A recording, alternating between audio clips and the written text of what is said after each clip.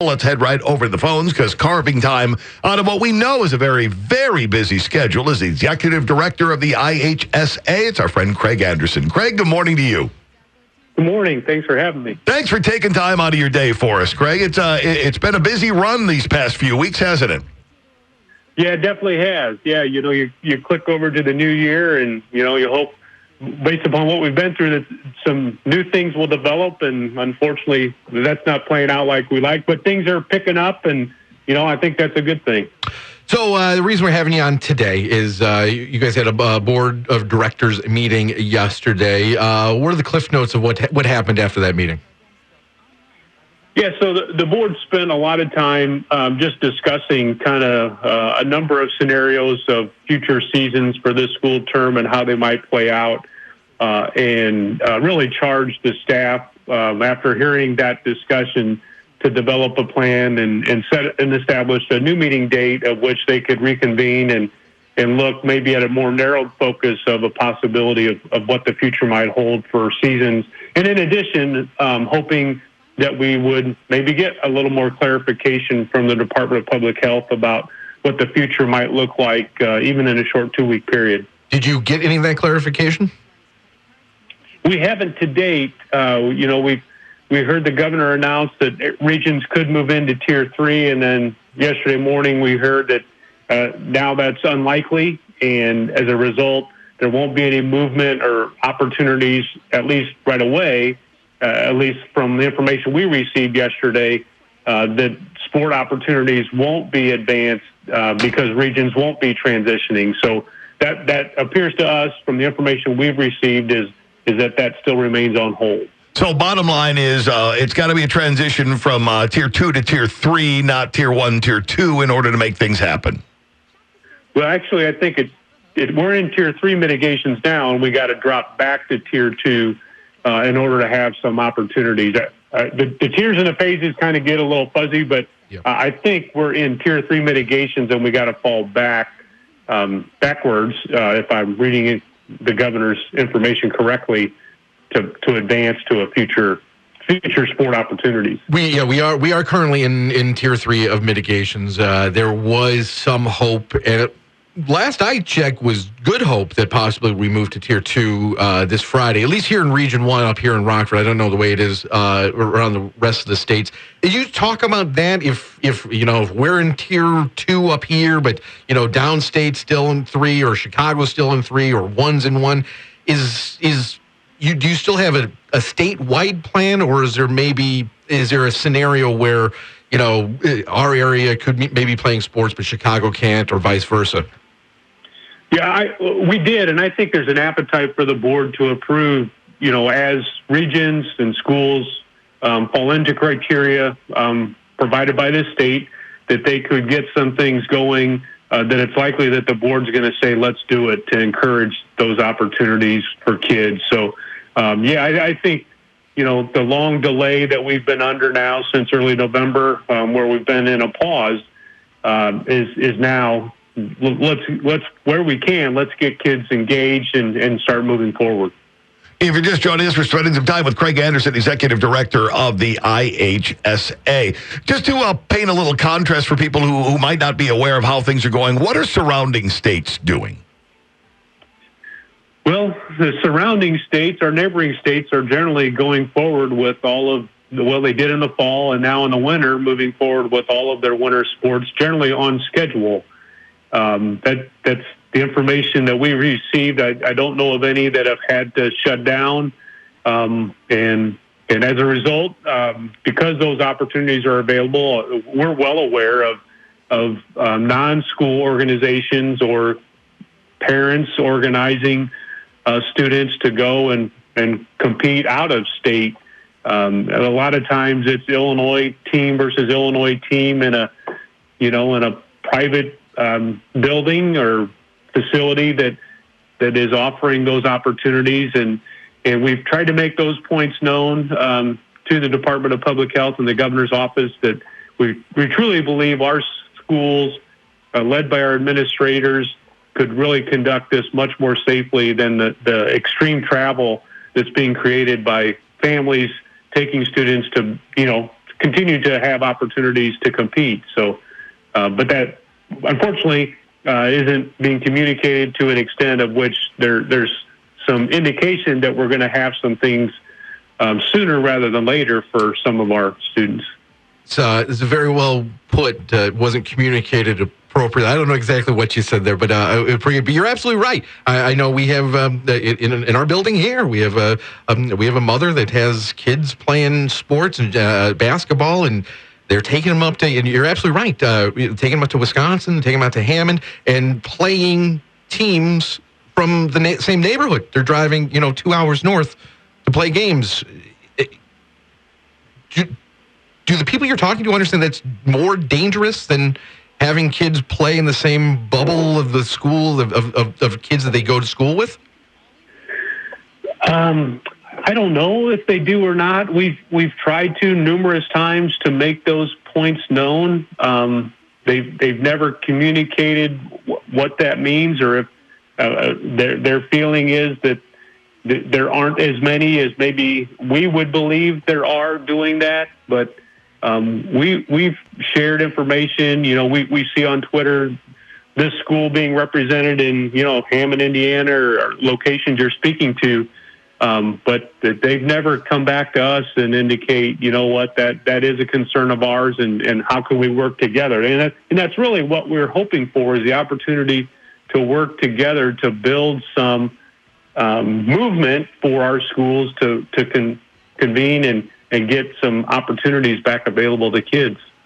Craig, do you feel as though what you have going on in your organization and what it is you're trying to accomplish is listed as a high priority amongst the governor's staff and health officials? It doesn't appear that way, and I say that simply because, as we attempt to communicate, that there's long pauses before times of which there's no.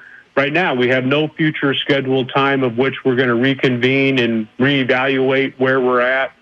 Our first real discussion about this has happened once with the Department of Public Health, and that was now 2 weeks ago today.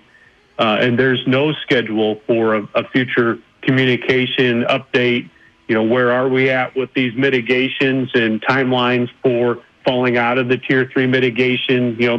But we don't have that. So from that standpoint, it appears to me that there isn't a high priority for the high schools in particular. And you could argue the same about junior highs, and that priority doesn't appear to be important to them. In the fall, you guys got a lot of your low, I think, moderate risk sports were able to compete. Football obviously was postponed. Winter has been kind of totally pushed back. Do we have a drop the dead date when we say, well, if we get past this, football's not going to happen this year? Get past this date, basketball's just not going to happen this year. Have any of those dates even maybe in pencil been written anywhere?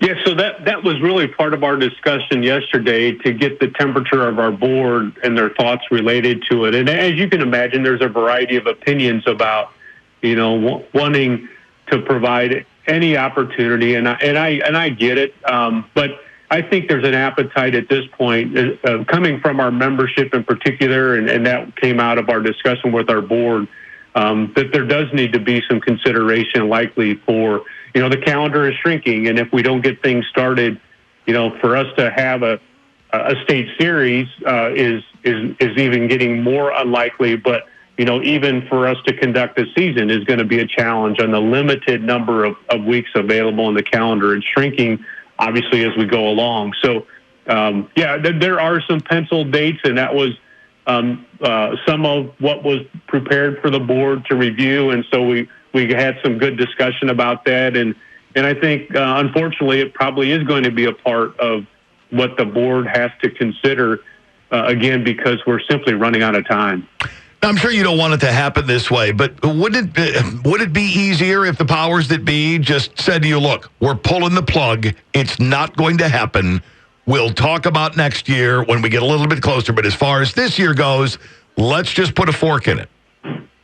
Well, any type of answer, from the state would be very helpful. But that obviously is a worst case scenario, because our concern in particular is about our spring sports. And, for those student athletes to lose 2 entire seasons back to back, if they would tell us, hey, we're done this school term, that would be really concerning to us and our board in our discussions, as well as our staff. And as I talk to school administrators, want to see our spring sports have an opportunity this year. So, but yeah, any type of communication, even some really bad news related to what the future might hold, is something that we welcome.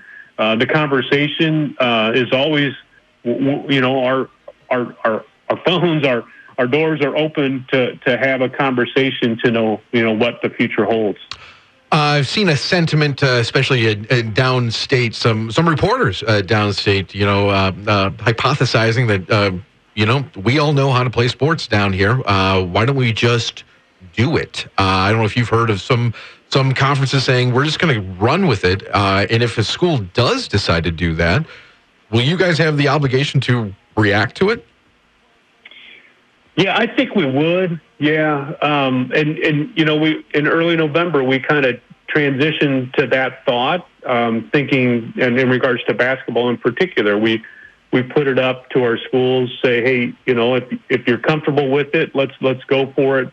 And unfortunately, the majority said now that other membership said, we're not going to do that. So, I think if a conference of schools or group of schools came and wrote a proposal to our board, I think the board would probably have to consider it, because the board serves administrators. They see the suffering of our students, and we're trying to be good partners with IDPH and the governor's office, and have been since early fall. And some would say we had a little hiccup in November when we charged our schools with the opportunity to say, hey, we're going to let you go forward with basketball. And then again, because of our survey indicating there wasn't the interest, we kind of backed off of that as a board. But I think, initially we'd have to caution our schools to do that, and really looking at the fairness of some schools going while others can't. But we're likely to find ourselves in that position when the regional opportunities exist. So that could be argued favorably for those schools that say, hey, we're just going to give this a shot. So a lot of things to navigate in all of that. Unfortunately, we really need the Department of Public Health and the governor's office to tell us, here's some things that we see, here's some timelines, and then, let us kind of put together a plan working with our schools. And then one more thing before we let you go here. You've gotten some support from the 2 big coaches down in Champaign. Brad Underwood this morning tweeted out some support for you guys. Brett Bielema tweeted out the other day, had a great conversation with the IHSA leadership, and incredible playing experience in multiple high school sports. Were you part of that meeting, first of all, with Brett? And what can these guys, is this just support, or are they going further and actually talking to people and trying to get things changed here in the state? Yeah, so I was part of that conversation, and it was really a good conversation. It started with Josh Whitman, the athletic director there, who, has been from afar. We've engaged in a number of conversations about how they're going forward and what our situation was, and I think they were really just looking to offer some support, and I think that's what they publicly shared. And I think if they have the opportunity privately, I think generally their position is they recognize, like other scholastic folks would do, coaches and or administrators, recognize the benefits for students to, and I think the fact that they've been generally successful in their return at the university level, while they have all the testing and that's recognized, they just haven't seen the spread occur in practices and competitions. And as a result, we're farther beyond where we were when we started the school term. And I think there's just a recognition that they want to see high school athletics get back going. And I think that was what occurred there. So we'll see how that develops. Recognize being a state university, they have some challenges in what they're doing, but we were very appreciative of the outreach to us and obviously appreciative of those coaches that kind of shared some personal thoughts and their feelings about high school students being able to engage again in sport. Craig, we really appreciate you taking time out of your schedule. Like we said earlier on, we know how busy things have been for you. It's been a crazy time for months and months and months and months, and we appreciate you coming on. We appreciate the transparency. We appreciate exactly everything that you're trying to do for these families and for these kids. And hopefully, we'll find some time in your schedule down the line. We can get together again and talk sports. Yeah, I can't wait. Yeah, especially if we have kids playing sports. I'd love to talk about that at a future time for sure. Outstanding. Craig, have a great day, and thanks for your time. You're welcome. Thanks, There's Craig Anderson. He's Executive Director of the IHSA.